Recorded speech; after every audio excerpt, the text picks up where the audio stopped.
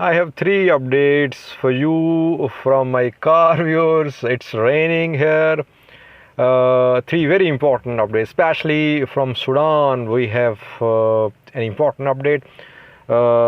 In Sudan, some army officers have tried to stage a coup. Reportedly, the coup attempt has failed. We'll talk about that.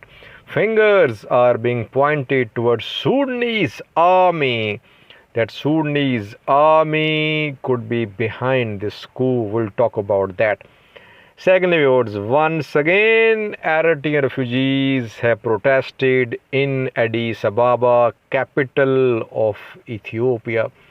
We have seen protests from these refugees in the past as well, in the past few weeks. The refugees want evacuation of Eritrean refugees from Tigray, from two refugee camps, Mai Ani and Edi Harash refugee camps.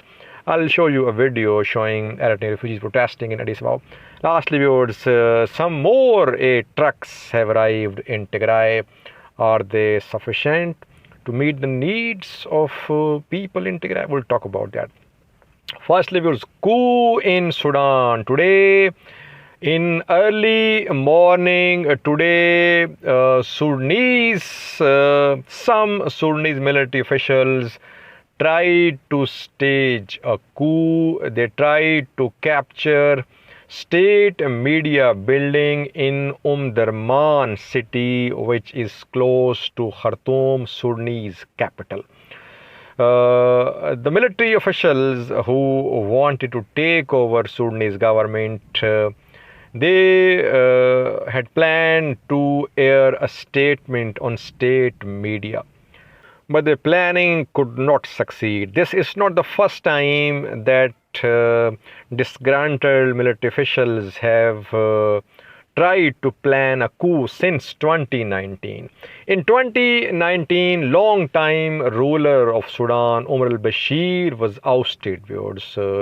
He remained in power for several years. Then people took to the streets in 2019 due to poor economic conditions. Omar al-Bashir had to go. He was put under house arrest. A sovereignty council was formed. Transitional sovereignty council was formed, and a power sharing deal between Sudanese military and Sudanese politicians was struck. Abdul Fattah al-Burhan, Sudanese head of army, is leading this transitional sovereignty council.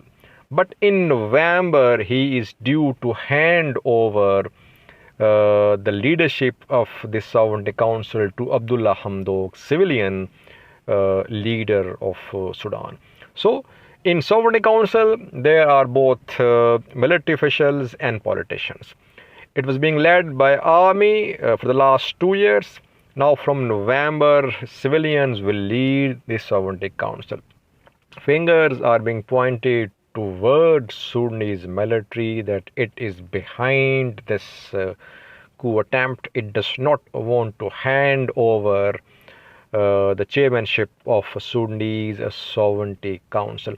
Though Omar al-Bashir was ousted in 2019, viewers, despite his removal from power, Sudanese military has been in charge of affairs in Sudan.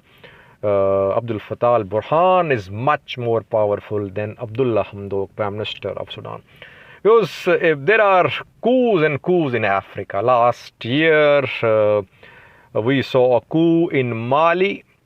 Then this month we saw a coup in Guinea, where Colonel Mamadi seized power. Now in Sudan, but this coup attempt has failed. The army officials who tried to stage a coup, they have been arrested.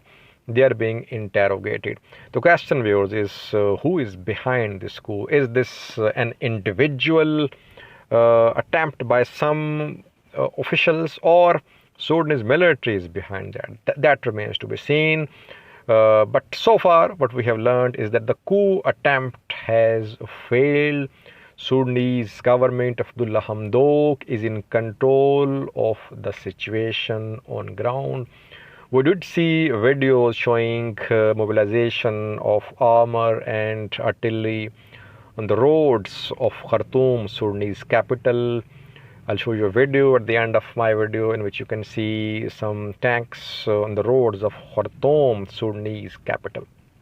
Secondly, viewers, we have an update about Eritrean refugees who have been the target of attacks from both sides, from TPLF allied militias, from Eritrean forces as well.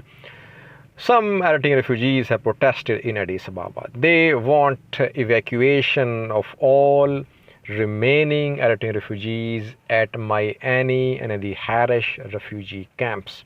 I informed you about attacks on Eritrean refugees at Mayani, at the Harish refugee camps in Tigray. TPLF allied militias were blamed for these attacks. Now, Eritrean refugees want to be relocated from Mayani and the Harish. Some refugees were relocated from Mayani and the Harish to Dabat. Then fighting happened, fighting erupted close to Dabat as well. These refugees must be relocated from Mayani and the Harish to a place which is safe, somewhere like in Oromia, in Addis Ababa. Lastly, viewers, some trucks have arrived in Tigray carrying humanitarian aid. How many? Just 61. 61 trucks have arrived. Aid agencies have confirmed. Viewers, Tigray is in dire need of aid. On daily basis, 100 trucks are required. And these 61 trucks have arrived in Tigray after more than a week. People are dying, viewers. We have seen some reporting from international media that people in Tigray are dying. They are in dire need of aid. Watch two videos. First video is about mobilization of Sudanese military to counter the coup attempt. And secondly, you can see Eritrean refugees protesting in Addis Ababa. Thanks for watching.